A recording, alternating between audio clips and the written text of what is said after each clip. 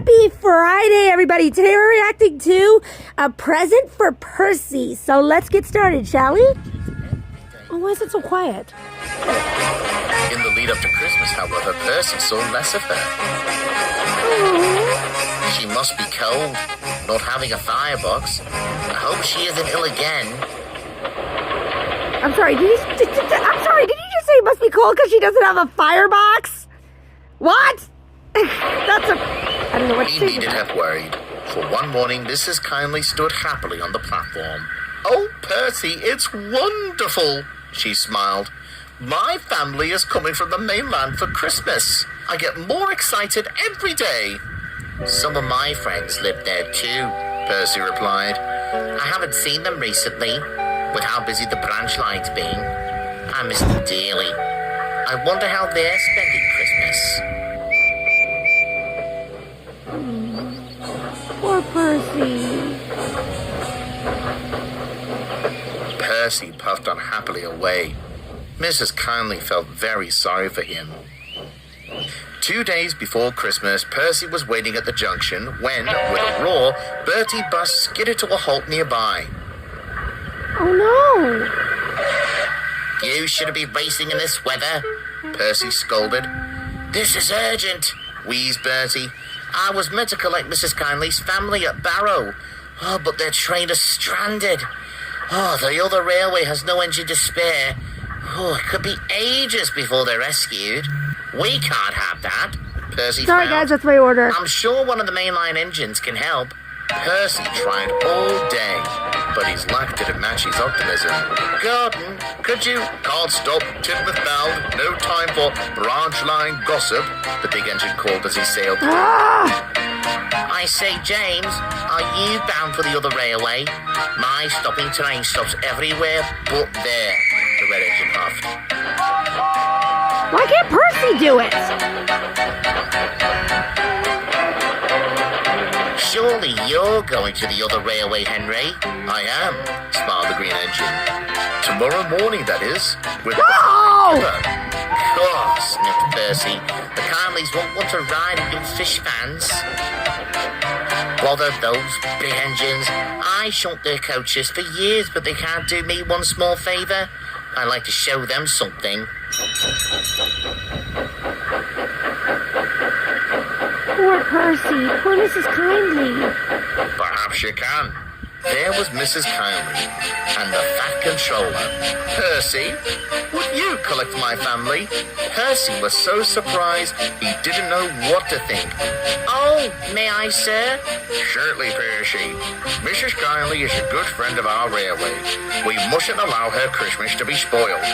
Joby will handle the goods and has offered to lend you Henrietta and Elsie. The signalmen know you're coming. Off you go." Percy, Something's off. in no time at all, Something's not right here. Main line. Something is not right here. Something is not right here. Down. Why would she ask him to do that all of a Railway, sudden? 2 tank engines sat stranded with a rake of coaches. What's going on? Distances, the first grumbled. "Could be worse," soothed the smaller one. "At least we can eat the coaches for the passengers.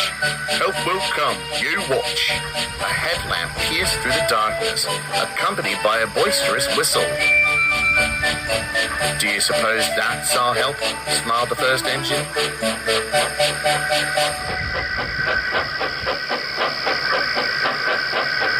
Percy wished to a halt, grinning broadly. "All change for Kindly Cottage," he called in his best express engine voice.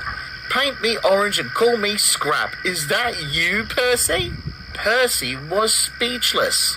The stranded engines were his friends Ginty and Pug. What? "Sandbox Claus must have caught the early train," Ginty chuckled. "Santa Claus," Pug corrected. "What are you two doing out here?" Percy gasped. "It's all wheels on deck for the other railway," explained Pug. "Every engine that can be working is working. We were drafted to pull this lot to Barrow, but someone went and broke down." "Merry Christmas to me," Ginty groaned, rolling his eyes. "Please help our passengers," pleaded Pug. "Someone will come for us, eventually." "I'm not leaving you stranded," Percy snorted indignantly. You have steam, don't you, Pug? Oh. I say we get you to our works. Then I'll take the Don't worry, passengers guys. I'm on. still going to be The watching. 2 tank engines beamed. Their drivers agreed to the plan, and the cavalcade was off That into the hurt. night. Ow. I'm okay, by the way. Thanks for asking. I'm okay, by the way. Thanks for asking. Percy and Pug worked their hardest. Ginty could only will them on. Okay. That's it, boys. That's one. A pair of super saddle tanks you are. I just gotta get my drink. They put it out so far!